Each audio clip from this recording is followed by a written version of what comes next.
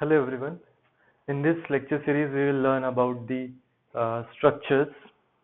So structures are essentially records. Okay.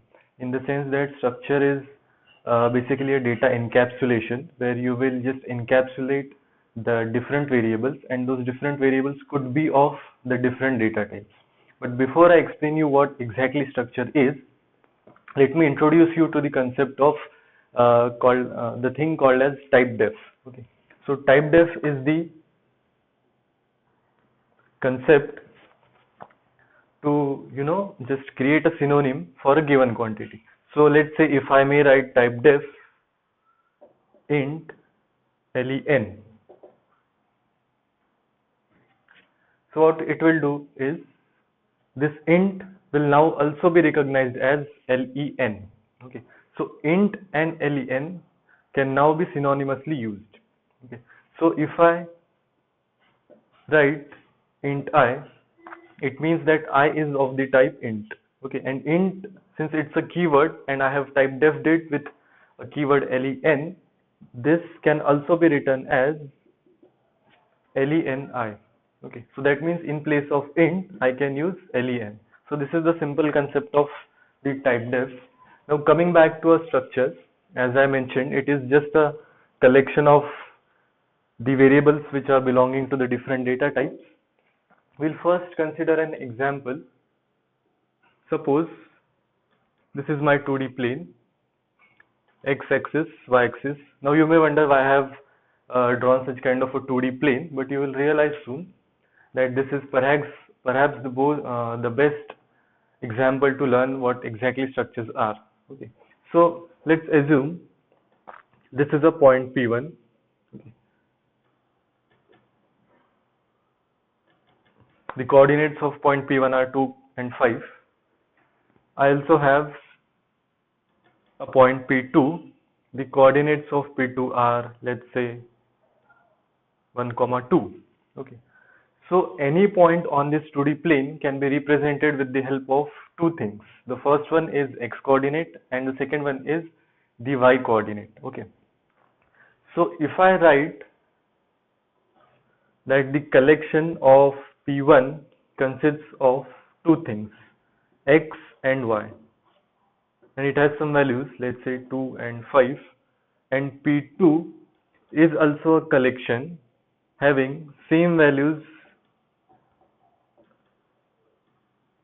1 and 2, okay, which are basically x and y coordinates of that point. Okay. So if you observe any point, let's say any point P on this 2D plane can be represented with the help of two quantities which are x coordinate and the y coordinate.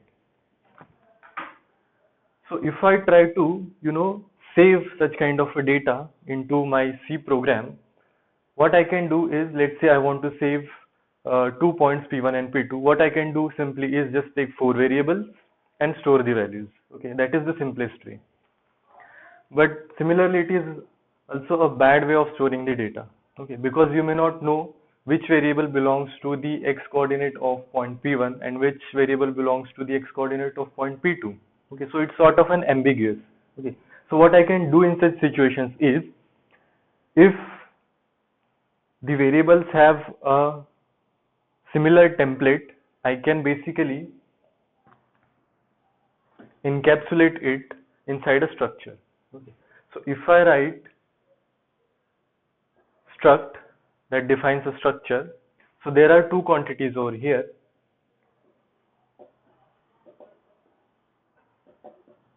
X and y, both are of type integers. Okay, you can just write int x comma y as well. So I have defined a structure. Okay, so if you look at, this is a structure definition to represent any point on a 2D plane inside the C program. Okay, so now let me give this a synonym by writing type def. So I have written type def struct, then the encapsulation of all the structure members, and I will now give it a name point. So this complete thing will now be known as point. Okay, so point is in a way a user defined data type, you can say. Okay, now since the structure definition is over, now I will create the instances of this structure. Okay, so I will write point P1 and P2. Okay. So this P1 and P2 are called as instances of the type point. Okay, so just like we used to write int x. So first we write the data type and then we write down the name, which is x. Okay, so here I will first write down the data type or the user defined data type point, and then I will create the variables of that type here, which are P1 and P2. Okay, so now let's deal with the individual members of this P1 and P2.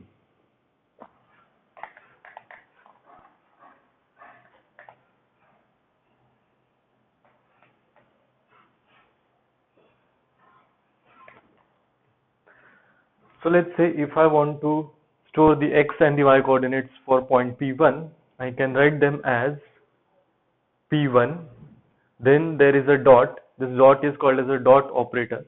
Then I will write x, the member name. Okay, I can give it a value, a static value, let's say 5. Similarly for the y, 6. Okay, so this P1 dot x and P1 dot y are treated as a normal variables. Okay, and I can do any operations on these variables. Let's say I can use them inside a if condition like this. Okay, or I can use them for, let's say, a comparison of the x coordinates of P1 and P2 like this. Okay, or I can use them inside a loop as well. Okay, so this is how I will represent the x coordinate of point P1, the y coordinate of point P1. This is the x coordinate of point P2. Okay, so first the instance name will be there, then there is a dot, then you can refer to the member of that instance. Okay, so this is about the static assignment thing. Now we will see how to store the values taken from the user. Okay, with the help of scanf, and how to print them.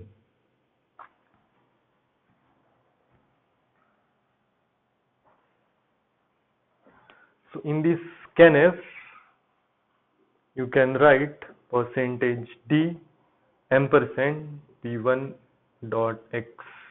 So whatever the value you give will be stored at p1 dot x. Okay, so you can imagine these two records, let's say p1 and p2, both are having the structure definition which is defined over here, and then whatever the value is given at this point, let's say 5, so that will go at this point. If you want to store as the y coordinate of point P1, you can give some value and that will be stored at this place, and similarly for this P2. Okay.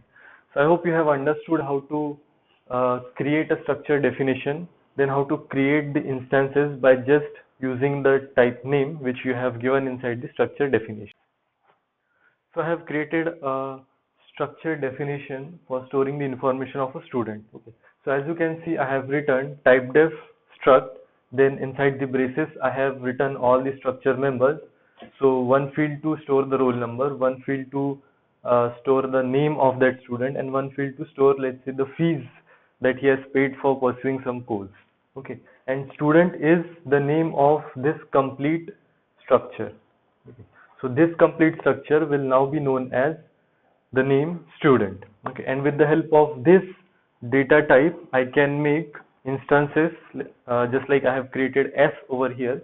And if I want to fill some information inside this S, so I can use scanf for normal variables for %d or %f, or if it's a single character then %c. Okay, so in this case I have taken the user input with the help of scanf, and by doing ampersand s dot roll number. Okay, if it's a string, you can use get s and write down s dot name. Okay, and for fees, I have again done ampersand s dot fees. Okay, so let's create a record with the name s for storing the information of the student. Okay, so the fields are your roll number, then your name, and then the fees. Okay.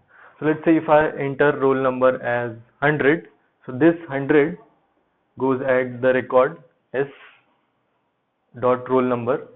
Then whatever the string is entered goes here. Let's say if I enter my name, so name is entered as a with get s. Then whatever the fees is entered will go here. Let's say if it is 10,000. Okay. So this is how you will have to take the input from the user. It will be stored inside the memory as a one collection or a one record of a student by the name S. If you want to print the same things, just scanf will be replaced with printf and there will be no ampersand. GetS will be replaced with puts. So here I have created two variables called as s and t, whose type is student, and the student definition is given with a structure definition. Okay. Now there are some points that you will have to remember when you will deal with the members of the same structures. So S and T are the two instances. Okay, they will have their own members of roll number, name, fees. So just assume that some values are put in over here. Okay. So one thing that you need to remember is you can compare, let's say if I want to compare the roll numbers of S and T. Okay. So you can write down something like this thing. Now you can compare them with, let's say, greater than, less than, greater than equal to, less than equal to, or not equal to, or equal to, with such operators. Okay. So individual members such as roll number to roll number can be compared. Okay. Strings can be compared with strcmp. Fees can be compared. Okay. But you need to remember that only the individual members can be compared. And if you try to write something like this,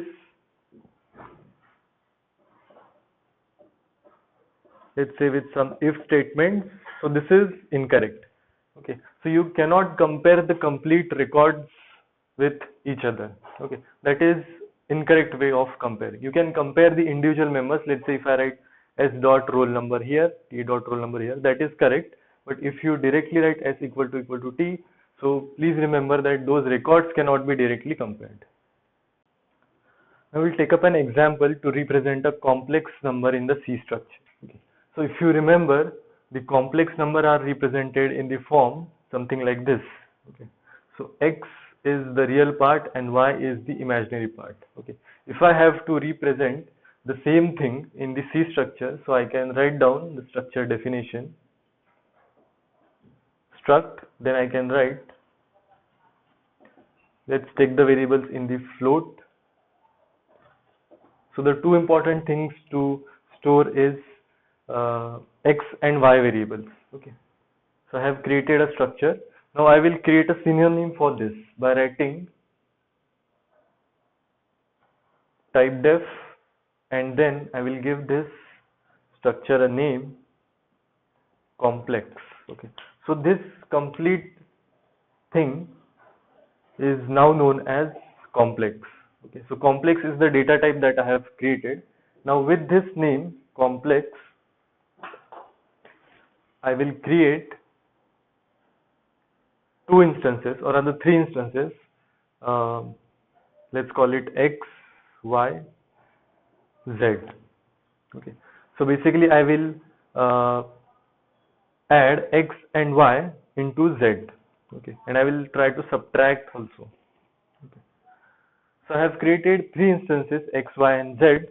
So if you look at a record, this is x, this is y, and this is z. Every instance will have two things, the real part and the imaginary part.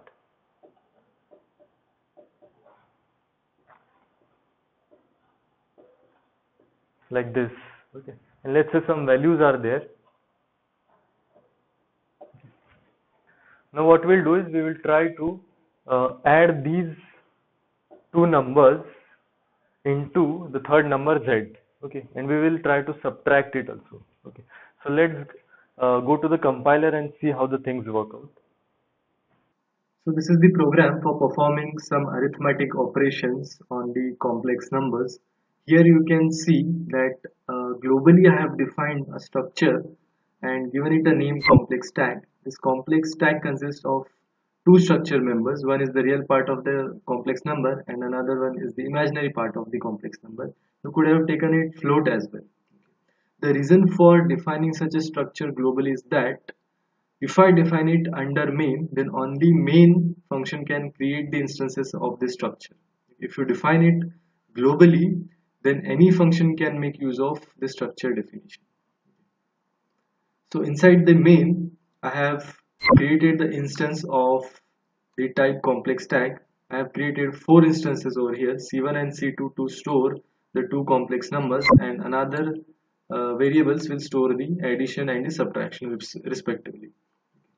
So with the help of scanf, I have scanned the two complex numbers with a dot operator and their individual members. Then this sum underscore c dot real will store the respective real part of c1 and c2. Similarly, the imaginary part of c1 and c2 will be added and will be stored in this variable. And similarly, the subtraction will also be done. And at the end, I can print that the sum and the difference is basically %d plus %di, which is exactly the form of representing any complex numbers, and this %d's will be replaced with these variables.